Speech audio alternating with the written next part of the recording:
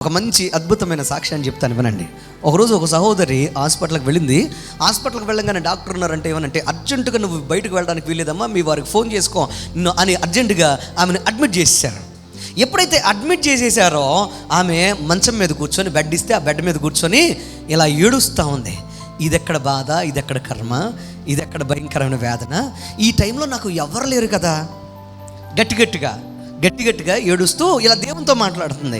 ఏమని తెలిసి, ఈ టైంలో నాకు ఎవరు లేరు కదా. సడన్గా పిలిచేసి, డాక్టర్ గారు ఏంటి అడ్మిట్ అయిపోమన్నారు, చాలా సీరియస్ అంటున్నారు. అయ్యో, నాకు ఇప్పుడు ఎవరు సహాయం చేస్తారు?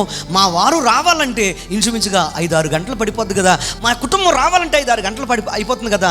ఇప్పుడు నా జీవితంలో నాకు ఎవరు తోడుగా ఉంటారు? ఇంత భయంకరమైన పిడుగు లాంటి వార్త ఏంటని బాధపడతా గట్టిగానే, ఏసయ్యా ఇదేంటి ప్రభా, ఇలాగైపోయింది ఏంటి, నాకు సహాయం చేయండి ప్రభా అని గట్టిగా ఏడుస్తూ మాట్లాడుతుందంట.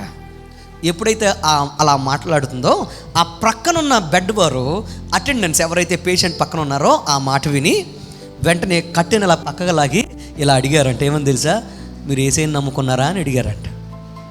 ఏమని నమ్ముకున్నారు? మీరు యేసయ్యని నమ్ముకున్నారా అని అడిగారంట. వెంటనే ఇప్పుడు కళ్ళు తెరిచి అవునండి అని అనగానే వెంటనే ఆ పక్కన కూర్చున్న వారు ఇటు వచ్చి ఏమన్నారంటే తెలుసా? భయపడొద్దు, మేమున్నాం మీకు. ఏంటది? భయపడొద్దు, మేమున్నాం మీకు, మీ వారు వచ్చే వరకు మేము చూసుకుంటామని. ఆశ్చర్యకరమైన విషయం తెలుసా?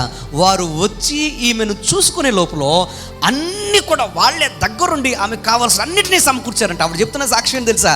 నా దేవుడు నా కోసం కొంతమందిని అక్కడ ఏర్పాటు చేశాడు. దేవునికి స్తోత్రం కలుగునుగా. ఎందుకు ఈ మాట మీకు చెప్తున్నాను తెలుసా? మన దేవుడు మన జీవితాల్లో మనల్ని వదిలిపెట్టేవాడు కానే కాదు.